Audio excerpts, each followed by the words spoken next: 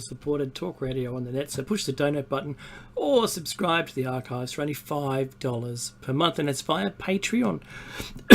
Pardon me. If you're new to Shiny Side Out, welcome aboard. This is a tinfoil hat zone, so keep your arms within the vehicle, turn off your personal reality inverters, and please, no flash photography. We are glad you're on board, and thank you for inviting us into your lives. So follow, subscribe, or otherwise for the appropriate social media platforms.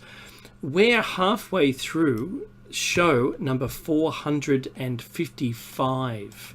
550 and 400. So, to celebrate, we ask that you subscribe to our staff, plus get yourself some great merchandise from the station's website, and possibly an EMP-proof thumb drive with survival documents, seed pack, or whatever is currently available. But also read the instructions carefully when you're making your purchase, because that's going to avoid disappointment in case you live in an area or a country that can't import seeds like Australia. But anyway, having said all that, Meki, what are we talking about today? Before we do that, sorry, I just saw something in the headline. News. I Stardust Man, and I know nothing of Obama being arrested on the 28th. Happy to talk about it. No one told me not to. So if you've got any information that I don't have, please send it through, my friend. Links or whatever it might be. Sorry, did I miss something, Dave? No, I don't know, because I haven't got. I haven't seen that story yet. So no one has told us not to talk about it. So if Obama was arrested, then I'd very much like to hear about it. I'm looking for a fact check. Fact check. False claims. No, Obama wasn't arrested for espionage. No, Obama was not. No, not arrested for espionage. No, if anyone should be a guilty person. Yeah, that's arrested. Well, and so possibly. But if you have information that we don't have, of course, they're very happy to bring. But you're right, Dave. We're talking about Yeti. And we're talking about the Yeti, Wildman of the Himalayas, is where we are. I think. If I'm not mistaken, is that correct? Yes, it is. And this is part 6. Are you able, Mickey? Because I've built myself a brand new computer, by the way. Yeah. And can you flick me through once again? I'll flick, my friend. Of course I can. And don't forget to remind me what page you're up to. 48, I'm pretty sure, but we'll get to that in just a moment. Now, as Mickey wasn't with us last week, I made all of the appropriate apologies, and we had a round table instead. Mickey, it was actually pretty fun. Good work. And there it comes, and we are, in fact, on page 48. And I will get a start here. Yeti, Wildman of the Himalayas. And last week I was stuck in a traffic jam, of all things. But I thought I would be, because it's just that kind of weekend. So I gave Dave ample warning.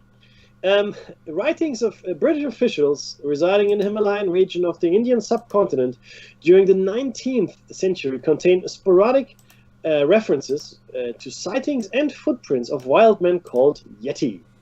The Yeti were first mentioned by B.H. Hodgson, who from 1820 to 1843 served as British resident at the Nepalese court. Hodgson reported that in the course of a journey through northern Nepal, his bearers were frightened by the sight of a hairy, tailless, human-like creature. Many will suggest, on hearing a report like this, and hundreds have been recorded since Hodgson's time, that the Nepalese mistook an ordinary animal for a Yeti. The usual candidates for mistaken identity are bears and the langur monkey. But it is hard to imagine that lifelong residents of the Himalayas, intimately familiar with the wildlife, would have made such a mistake. Give me an example. Sorry, I want to give you an example of what it might mean for us here in our world. So if you're a Melbourneite, if you live in the city of Melbourne, love Melbourne, by the way, and glad to hear you guys. Shout out to all those people, yeah. 100%. Out of lockdown, what a tough time. I'm sorry, I just laughed at the chat. It's some interesting stuff coming through. So if not being able to identify a Yeti as a Yeti where it's a bear or a monkey is like saying to a Melbourneite, you don't know the difference between a double espresso and a latte. Right? So Melbourne is a coffee city. And it's like saying that a native of Melbourne can't tell the difference between a double espresso and a cafe latte. So that's what I think we're talking about here. Now, Myra Shackley observed that Yeti are found in Nepalese and Tibetan religious paintings depicting hierarchies of living beings. Here, said Shackley, bears, apes, and langurs are depicted separate from the wild man, suggesting there's no confusion, at least not in the minds of the artists, between these life forms. During the 19th century, at least one European reported personally seeing a captured animal that resembled a Yeti. A South African man told anthropologist Myra Shackley, many years ago, and I'm quoting here, many years ago in India, my late wife's mother told me how her mother had actually seen what might have been one of these creatures at Mussoorie in the Himalayan foothills. This semi-human was walking upright, but was obviously more animal than human, with hair covering its whole body. It was reportedly caught up in the snows. His captors had it in chains. During the 20th century, sightings by Europeans. We've sighted some Europeans in the Himalayas. Wow. During the I know, right? Sightings by Europeans of wild men and their footprints continued, increasing during the Himalayan mountain climbing expeditions. When it became a thing, of course, it makes sense that it would increase in frequency. In November of 1951, Eric Shipton, while reconnoitering the approaches to Mount Everest, found footprints on the Menlung Glacier, near the border between Tibet and Nepal, at an elevation of 18,000 feet. Shipton followed the trail for a mile. A close-up photograph of one of the prints has proved convincing to many. The footprints were quite large. John R. Napier considered and rejected the possibility that the particular size and shape of the best Shipton footprint could have been caused by melting of the snow. In the end, Napier suggested that the Shipton footprint was the result of superimposed human feet, one shot and the other unshot.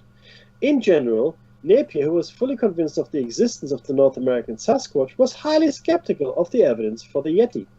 But, as we shall see later in this section, new evidence would cause Napier to become more inclined to accept the Himalayan wildman. Dave?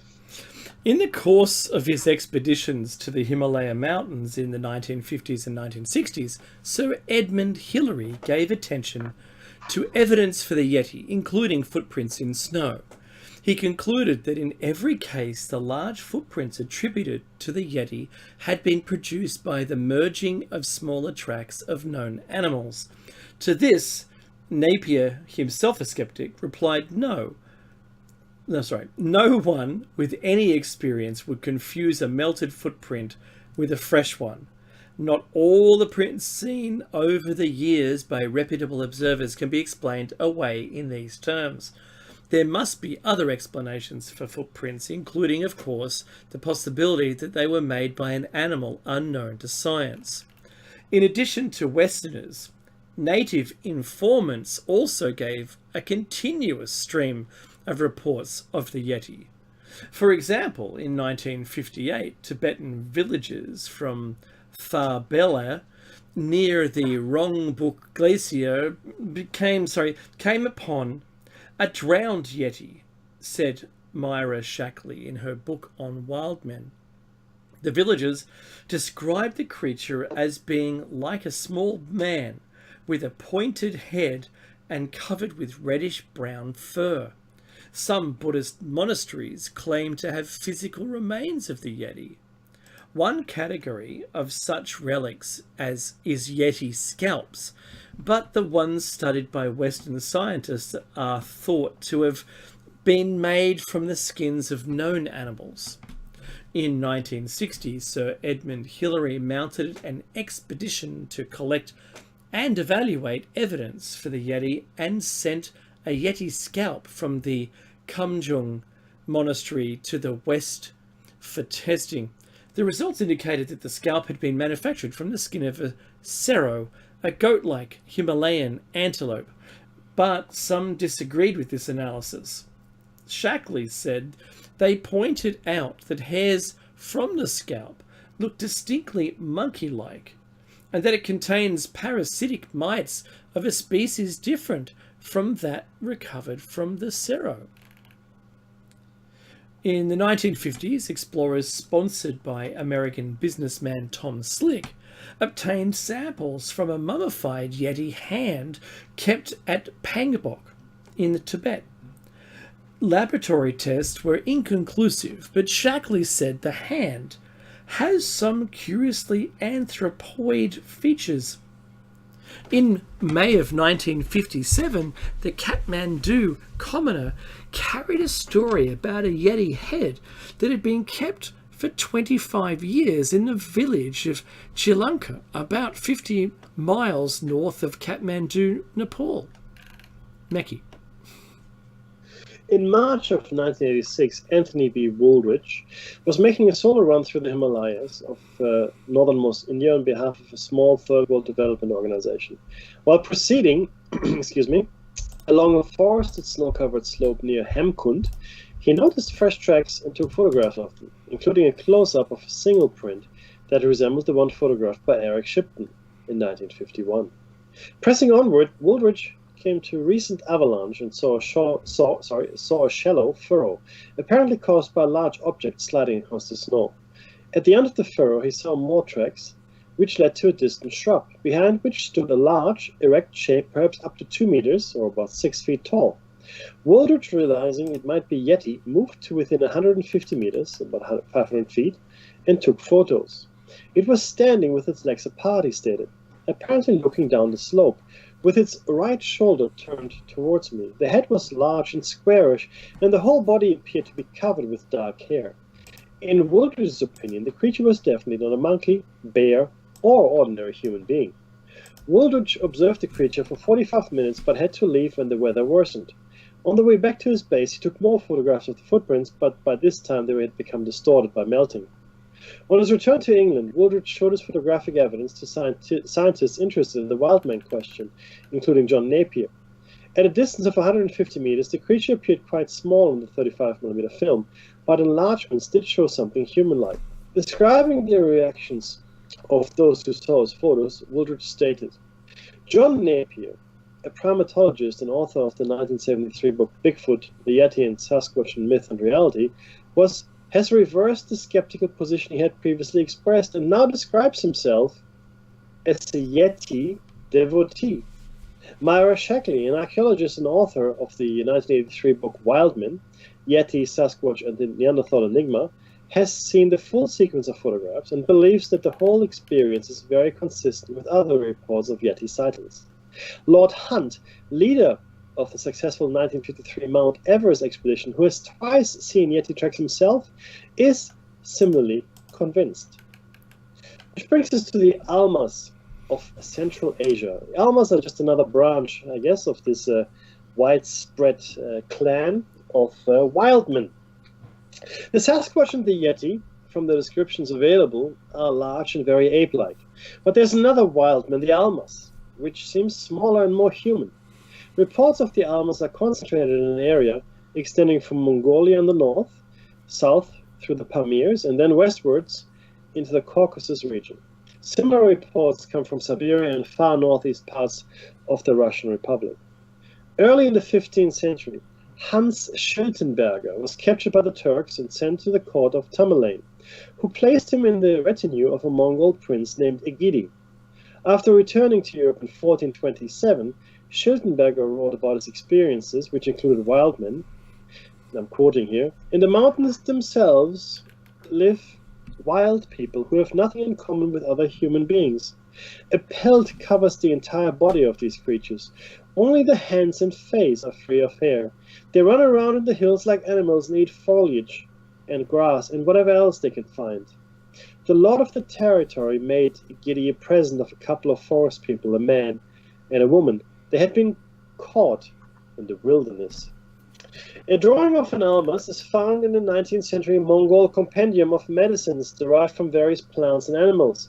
Myra Shackley noted, "The book contains thousands of illustrations of various classes of animals, reptiles, mammals, and amphibia, but not one single mythological animal, such as are known from similar medieval European books. All the creatures are living and observable today. There seems no reason at all to suggest that the almas did not exist also, and illustrations seem to suggest that it was found among rocky habitats, not in the mountains. So just very quickly on that, this is actually a very interesting proof point to have this compendium of medicines, right? Derived both from animals and plants.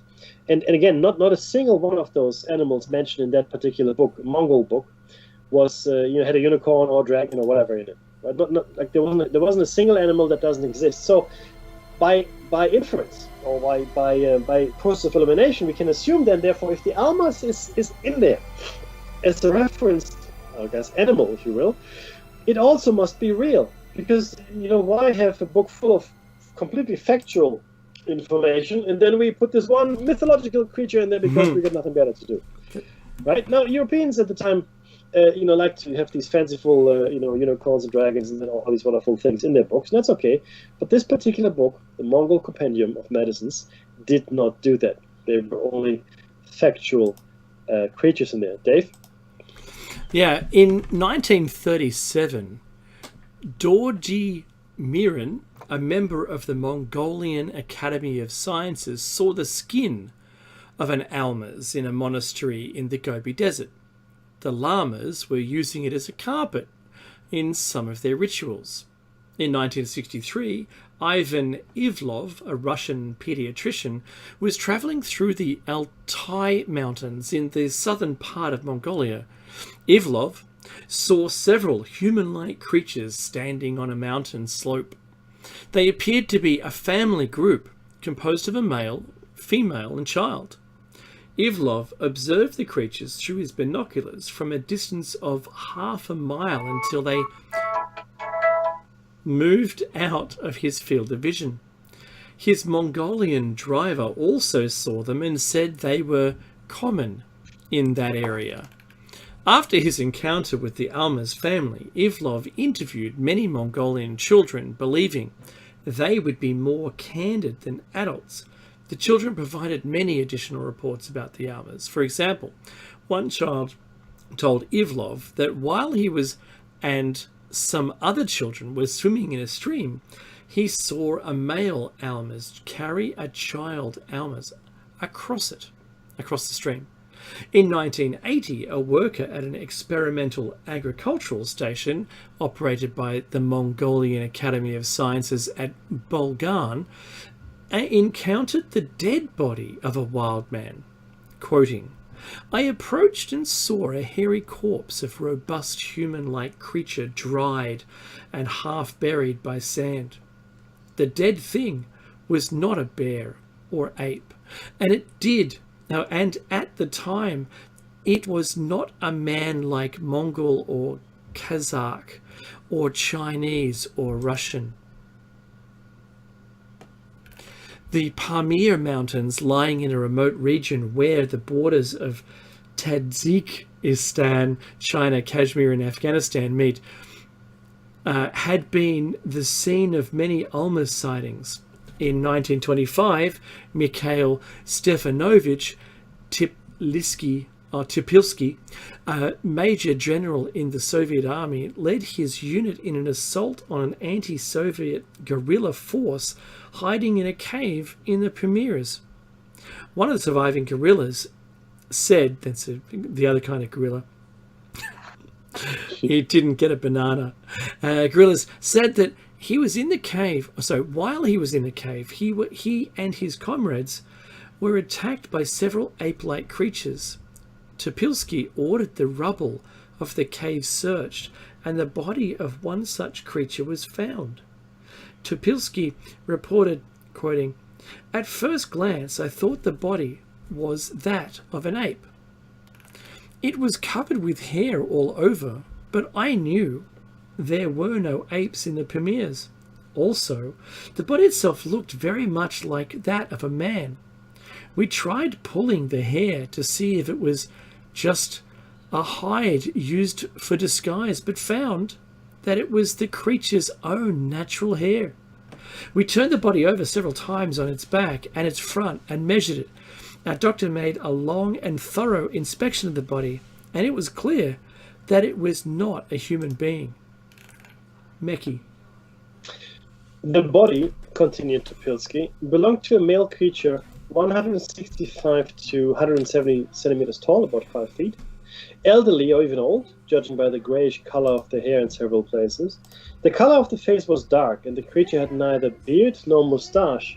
The temples were bald, and the back of the head was covered by thick, matted hair. The dead creature lay with its eyes open and its teeth bared. The eyes were dark, and the teeth were large and even, and shaped like human teeth. The forehead was slanting, and the eyebrows were very powerful. The protruding jawbones made the face resemble the Mongol types of face. The nose was flat, with a deeply sunk bridge. The ears were hairless and looked a little more pointed than a human being's, with a longer lobe. The lower jaw was very massive. The creature had a very powerful chest and well-developed muscles.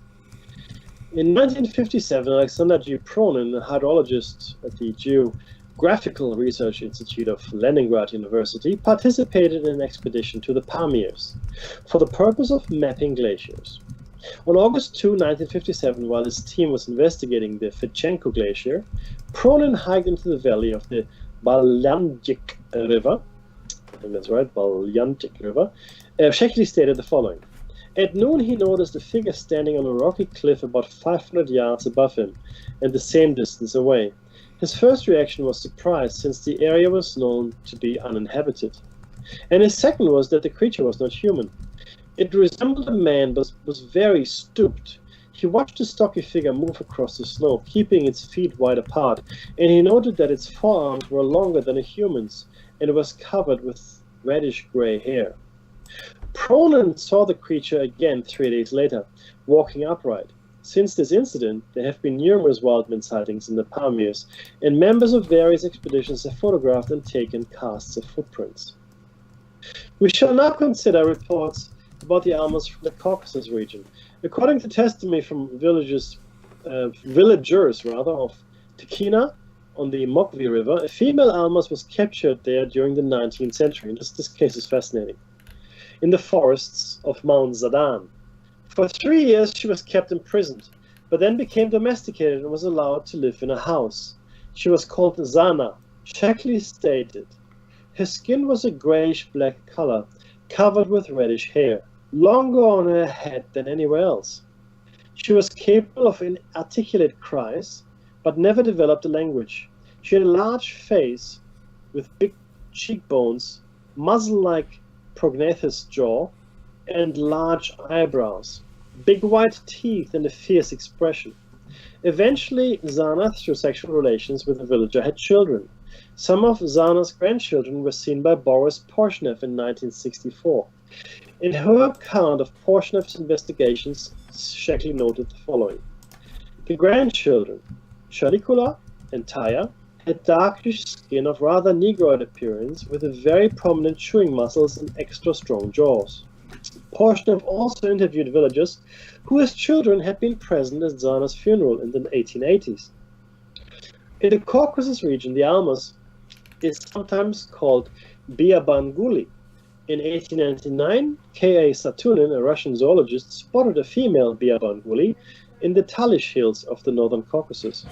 He stated that the creature had fully human movements. The fact that Saturnin was a well-known zoologist makes his report particularly significant. Now, before I go on, just very quickly though, now the very fact, Dave, that Zana allegedly had children with the villager, Homo sapiens, as it were, would speak to the fact that whoever these are, these Almas, these Yetis, they're the Sasquatch, they're in fact our very, very close relations, and not just cousins. One would think, right? But much closer, much you more wouldn't be closer able related. to not copulate, but you wouldn't be able to reproduce if we weren't. Well, that's the thing, and there's another very pertinent fact here. The grandchildren, Chalikwa Taya, the grandchildren. Now, if a horse and a donkey mate, they create something called a mule. The mule happens to be sterile; it can't reproduce because the genetic material simply doesn't allow it. The horse and the donkey are too far apart. So what we can surmise here, if it is true, if it is a true story, I'm not saying it's true, but if it is a true story, what we can surmise here is that the Almas, at least, are more closely related to human beings than donkeys to horses, right? So which makes them very closely related to us indeed. So this coexistence and the statement I keep making that the human race was a lot more interesting, a few thousand years ago because it was more varied, I think holds true. I think we were a much more diverse species at some point, and still are. I think although most of our maybe stepbrothers and stepsisters choose to hide from us. But go on. Oh no, I was just going to add at the end that the description is rather like Chaka from Land of the Lost. Yeah. Interesting, isn't it? Yeah. Oh, well, it's fascinating stuff. It really is. That's all I have. I would love. No, but you know what? I mean, I'm not a grave robber, but I would love to get some genetic testing done on these children or the progeny, of that relationship. It's quite some time ago, and there could still be viable genetic material. Well, 1964. Right? Yeah. So Boris Prozhnev saw these grandchildren in 1964. So I imagine that great great grandchildren, if there were any, could still be around. Of course, now much more diluted, one would think, into the human stock. Oh, you would still find it, Mekki. If you sent your DNA off to what's that thing, the place that everyone does it to find your family lineage. Ancestry? Yes. Yeah, that's it. There'd be a new one, then a new origin in there. Which is funny. We were we were so against genetic testing, and now everybody's just giving it away. It's hilarious. It's like Facebook. I'm not giving you my data. Yeah, Facebook, know everything about me. It's hilarious. I'll even show you what I eat. Yes. No, that's all I'll show you. Hey. Tell us about 1941, my friend. Yeah. So V.S. Karapetyan, a lieutenant colonel of the medical service of the Soviet Army, performed a direct physical examination of a living wild man captured in the Dagestan Autonomous Republic, just north of the Caucasus Mountains. Karapetyan said, "I entered a shed with two members of local authorities. I can still see the creature as it stood before me, a male, naked and barefooted. And it was doubtlessly a man because its entire shape was human. The chest, back and shoulders, however, were covered with shaggy hair of a dark brown colour. This fur of his was much like that of a bear, and 2 to 3 centimeters, or about maybe an inch long. The fur was thinner and softer below the chest. His wrists were crude and sparsely covered with hair." That's very similar to us today too, by the way. "The palms of his hands and soles of his feet were free of hair, but the hair on his head reached to his shoulders, partly covering his forehead." Sounds like a 70s rocker so far. Very adequately. The hair on his head, moreover, felt very rough to the hand. He had no beard or moustache, though his face was completely covered with a light growth of hair. The hair around his mouth was also short and sparse. The man stood absolutely straight, with his arms hanging, and his height was above the average at 180 centimeters, almost 5'11". He stood before me like a giant, his mighty chest thrust forward. His fingers were thick, strong, and exceptionally large. I think he's going to crush. On the whole, he was considerably bigger than any of the local inhabitants. His eyes told me nothing. They were dull and empty, the eyes of an animal, and he seemed to me like an animal and nothing more. It is reports like this that have led scientists such as British anthropologist Mira Shackley to conclude that the Almas may represent surviving Neanderthals or perhaps even Homo erectus. What happened to the wild man of Dagestan?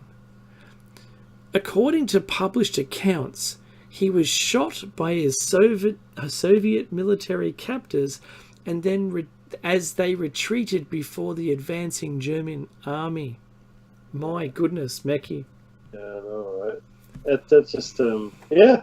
Hey, look, again, we know that Homo florensis was with us as little as maybe 15 to 20,000 years ago, right? Mm-hmm. And Neanderthal, less potentially, right? And again, we seem to, make these statements, oh, this creature is extinct and that creature is extinct and that's gone and that's gone. Well, maybe not. Maybe not. Now, I don't think that the Neanderthal explanation will hold water for all of these sightings. Even Homo erectus, I don't think will necessarily hold water for all of them, but maybe Homo giganticus, massively, he was a massive hominin, huge. Who knows?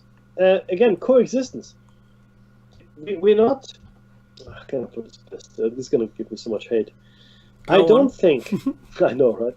I don't think that we evolved in the way that is being taught in school. I really don't think so. I think wasn't linear. Absolutely not. I think we spread out really quickly, or we evolved in pockets, and we're all living here simultaneously. Yeah, completely. I think that's exactly. I think it's cohabitation. So I think we had cohabitation of all hominoids, Homo sapiens, Neanderthal, all the others, Denisovian, blah blah blah, all of us together at the same time, like we have gorillas and chimpanzees today, together with us. And I also believe that the development of the human race is a very specific and disturbing development, because I believe there's a lot of interference that happened, similar to what Lloyd Pye postulated. I do believe there was interference, and look, we don't have to reach here. We don't have to reach, Dave. We go back to the oldest text that we have, the cuneiform writings, right? And a lot of yes, yeah, and a lot of the older texts and other cultures were destroyed. I mean, maybe the South Americans had something to say about this. The Africans, we don't know because we burned it all. But we have the cuneiform tablets; they survived. Because fire actually doesn't hurt them that much, I mean, some might shatter, but not necessarily. It might make them stronger. Anyway, the point is we have them. And they're very, very clear. They're very clear as to what happened. We were specifically made to do the work that the Igigi no longer wanted to do. This is a very, very specific thing, right? Much more reasonable and much more interesting Genesis story than the Bible gives us. And again, we discussed this. The Bible, I think, is a child's version of the Enuma Elish and the other cuneiform writings that have survived. And who knows what hasn't survived? Who knows what? Maybe technical diagrams were there as well, Dave. Maybe they're technical diagrams. Maybe the whole kind of science that hasn't survived. We don't know that, right? We don't know. What do we know? But the point is, what has survived is very clear and unequivocal. We were made to do the work, all right? And clearly we were made from existing stock. And critically, the genetic material of the Igigi. They had to kill one of their own to make us. That's right. Well, that's what the text says, right? Yes. And then they made a big hoo-ha about remembering that person, right? They made a very big song and dance about remembering that particular person whose genetic material had been used in our creation. Now,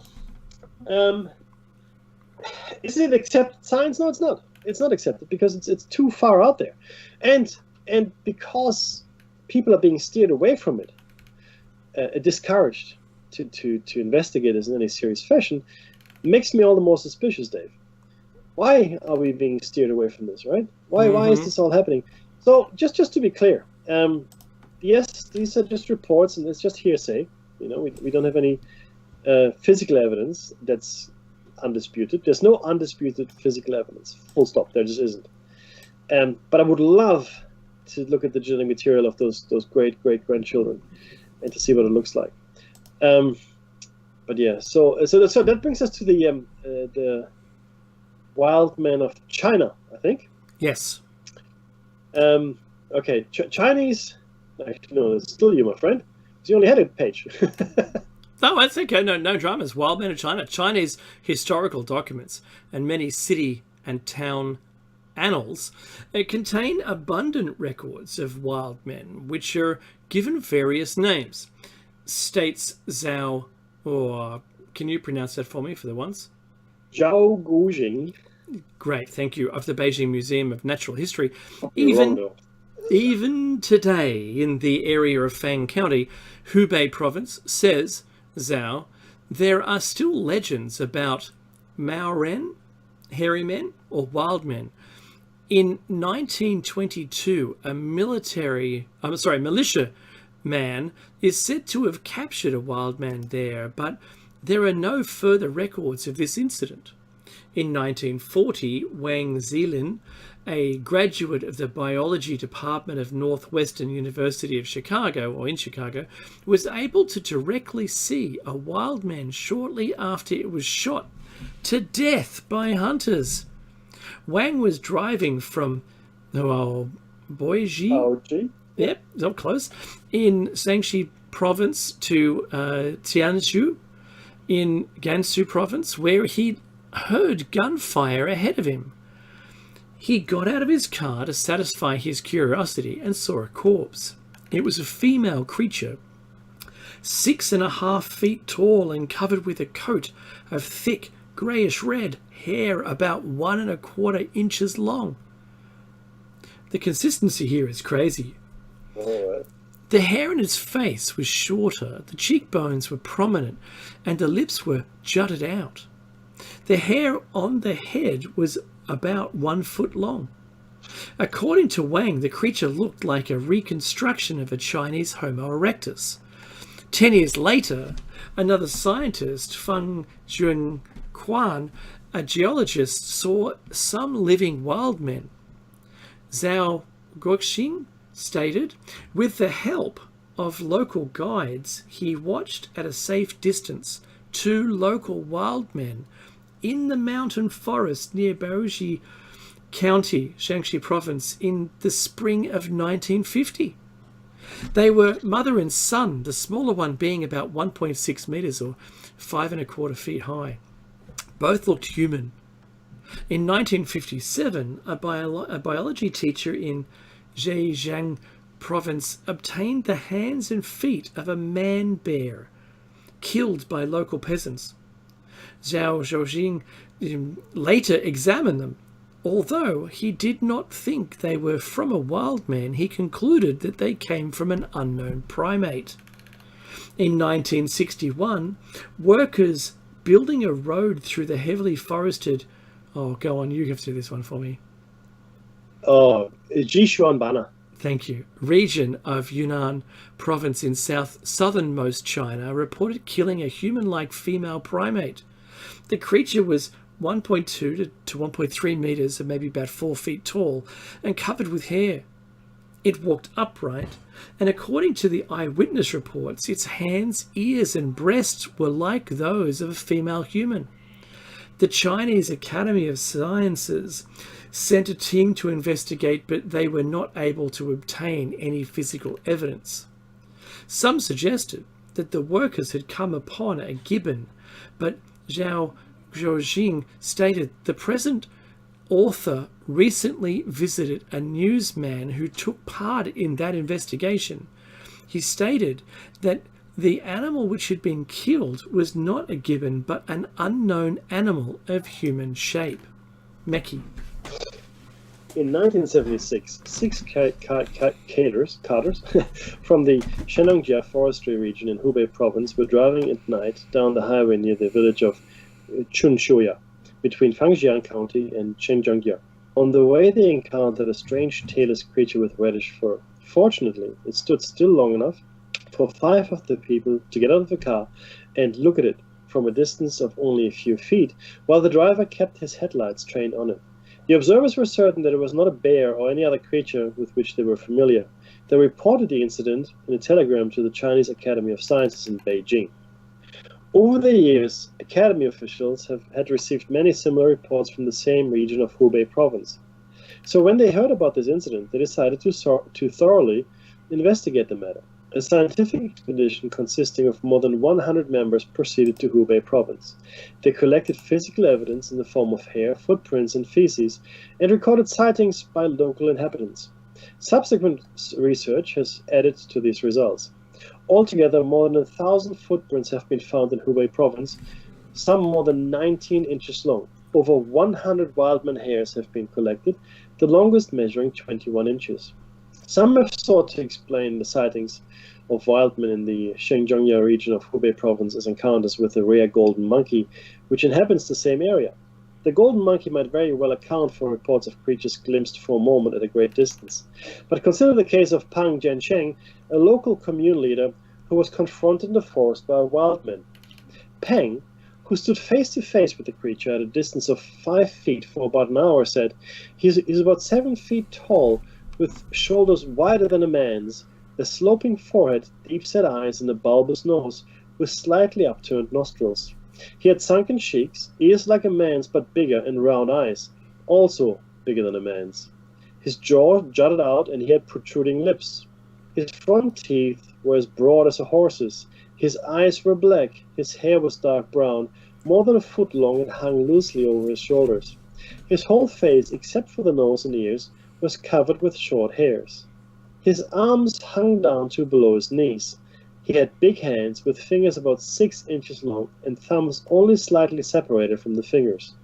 He didn't have a tail, and the hair on his body was short. He had thick thighs, shorter than the lower part of his leg. He walked upright with his legs apart. His feet were each about 12 inches long and half that broad, so 12 by 6 inches. Wow. Broader, yeah, I know, right? Broader in front and narrow behind, with splayed toes. That's a very detailed description. An hour? 5 feet away? Right?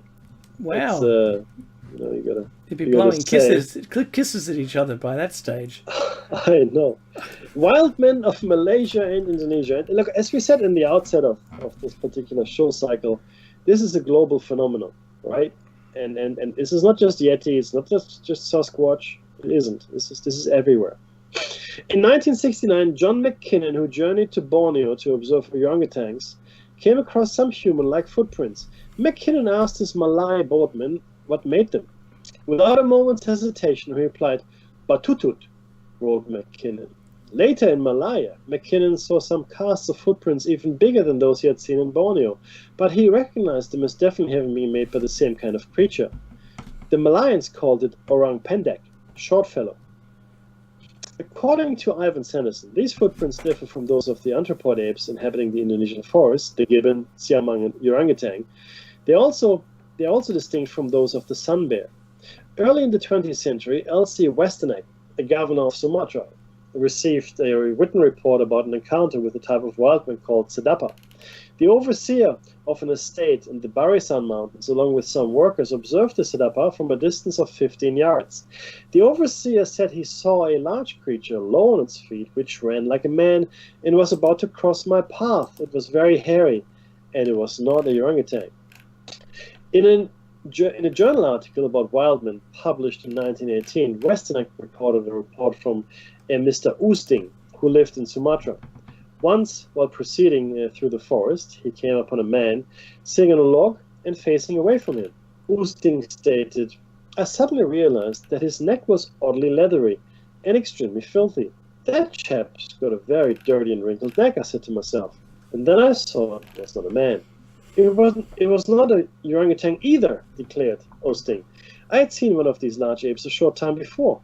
What was the creature if not a orangutan? Oosting could not say for sure. As we have seen, some have suggested that wildmen may represent surviving representatives of the Neanderthals or Homo erectus.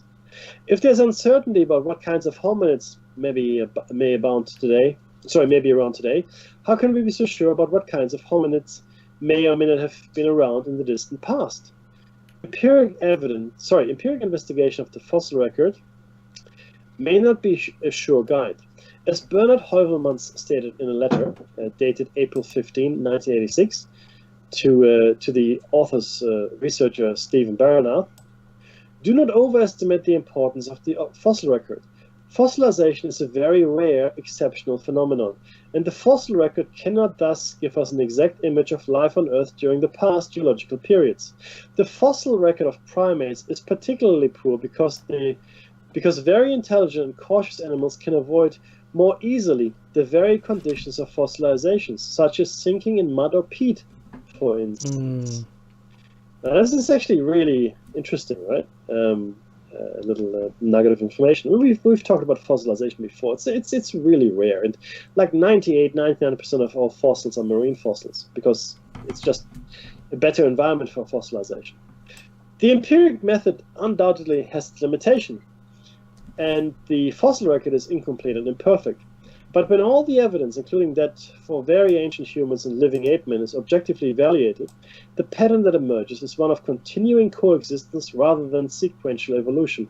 And I just want to say that is my exact same stance as well. Continuing coexistence. We did not sequentially evolve from these creatures. Okay.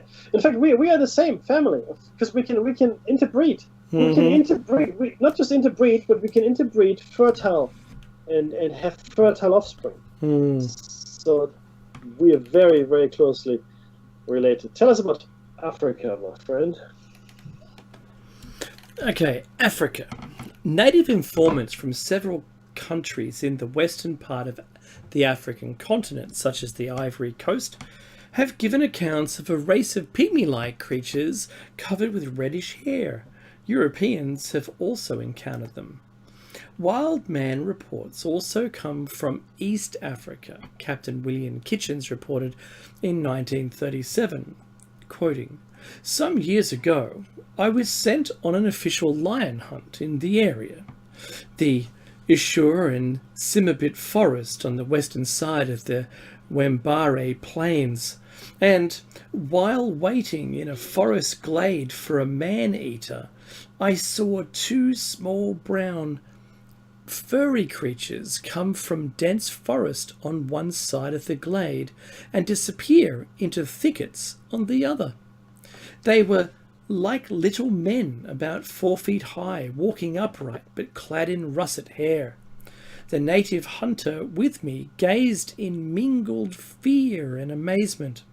They were, he said, Agogwe, the little furry men whom one does not see once in a lifetime." Were they just apes or monkeys, he questions. It does not seem that either Kitchens or the native hunter accompanying him would have been unable to recognize an ape or monkey. Many reports of the Agogwe emanate from... What's what? Emanate. Emanate. Many, I'll say it again. We'll fix that in post. Many reports of the Agogwe emanate from Tanzania or Mozambique. From the Congo region come reports of the Kakundakari and Kilomba, a 5.5 feet tall and covered with hair. They are said to walk upright like humans. Charles Cordier, a professional animal collector who worked for many zoos and museums, followed tracks of the Kakundakare in Zaire in the late 1950s and early 1960s. Once, said Cordier, a Kakundakari, had become entangled in one of his bird snares. It fell on its face, said Cordier, turned over, sat up, and took the nose off its feet and walked. Its noose. Turned over, sat up, and took the noose off its feet and walked away before the nearby African could do anything. Reports of such creatures also come from southern Africa. Pascal Tassi of the Laboratory of Vertebrae and Human Paleontology wrote in 1983, Philip V. Tobias, now on the board of directors of the International Society of Cryptozoology once told Heuvelmans that one of his colleagues had set traps to capture living astral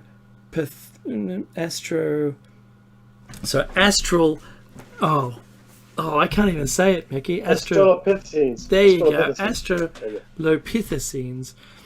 Tobias from South Africa is a recognized authority on them. According to standard views, the last Australopithecines perished approximately 750,000 years ago, and Homo erectus died out around about 200,000 years ago. The Neanderthals, it is said, vanished about 35,000 years ago, and since then fully modern humans alone have existed throughout the entire world. Yet, many sightings of different kinds of wild men in various parts of the world strongly challenge this standard view. Meki. Look, this is really the key thing here, right? To realize that these reports exist, to realize that there is a lot of information out there that we simply aren't being told. Look, I'm happy to conclude here with what the authors, and this is again taken from the Hidden History of the Human Race by Michael Cremo, and we've been quoting here from pages 168 to 182. And again, phenomenal research work here. We'll leave you with these words. Mainstream science and Wildman reports. Despite all the evidence that was presented here, most recognized authorities in anthropology and zoology decline to discuss the existence of wildmen. If they mention wildmen at all, they rarely present the really strong evidence for their existence, focusing instead on the reports least likely to challenge their disbelief. Skeptical scientists say that no one has found any bones of wildmen, nor, they say, has anyone produced a single body, dead or alive. But hand and foot specimens of reputed wildmen and even the head have been collected. Competent persons report having examined bodies of wildmen. And there are also a number of accounts of capture. That none of this physical evidence has made its way into the museums and other scientific institutions may be taken as a failure of the process for gathering and preserving evidence.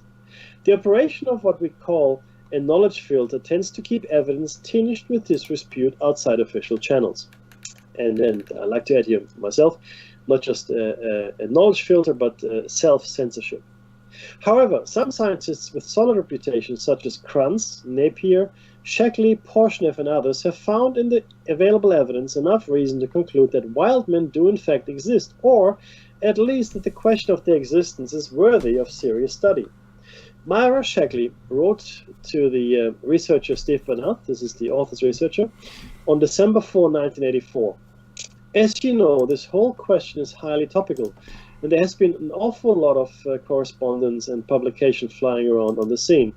Opinions vary, but I guess that the commonest would be that there is indeed sufficient evidence to suggest that at least the possibility of the existence of various unclassified man-like creatures, but that in the present state of our knowledge, it is impossible to comment on their significance in any more detail. The position is further complicated by misquotes, hoaxing, and lunatic fringe activities, but a surprising number of hardcore anthropologists seem to be of the opinion that the matter is very worthwhile investigating. So there is some scientific recognition of the wild man evidence, but it seems to be largely a matter of privately expressed views with little or no official recognition. And again, today's show was taken in its entirety from the Hidden History of the Human Race by Michael Cremo, pages 168 to 182. Now, we got to the end of the show notes. I know, we did. So next week we have, like we discussed last time, we're going to talk about who really runs this world. We're going to talk about that for a bit. The hidden elite, etc., etc. Some interesting stuff for you to chew on, and it's quite topical at the moment, I think. But look, again, the main point of this show cycle was to highlight the fact that there's a lot of evidence out there, information, anecdotal stories, as it were, that we simply don't come across in mainstream anything, and it's kept from us. for the most part, because it doesn't support the accepted and common narrative. Now you have to ask yourself, why is that, Dave? Why would that be? Why would anybody have an interest in a narrative? And forget for a second the human motivation of getting paid and having tenure and all those wonderful things, right? Forget that. Put it to the side for a second. But somebody had to decide at some point that, we need a narrative here. And not for a second do I believe this just happened, okay? I don't think this just happened. Because every single time when somebody came up with something new or something controversial, they were suppressed or prosecuted by the existing belief system. And I'll give you a simple example, right? I mean, Galileo Galilei said the Earth is round, right? No, it's not. Yes, it is. But the church said it's not round, therefore it can't be round, etc., etc. And then there's the whole heliocentric versus Earth-centric solar system, etc., etc. But the point is, there was a vested interest to keep that information away from it, because if you say that the sun is the center of the solar system, not the Earth, that takes away from the special place of the Earth as the pinnacle of God's creation. So the church should have had the vested interest to say, no, that's not true. You're wrong. You're wrong, right? And what is the vested interest here, Dave? What is the vested interest that keeps us away from all this information? I know there's the music. Just think on that, guys. Just think on that. What is the vested interest? Yeah, good point. Hey, stay tuned for After Hours with Jer Bear, and we'll see you next week for another Shining Stand Up. This is Dave and Matthew. Take care, everyone.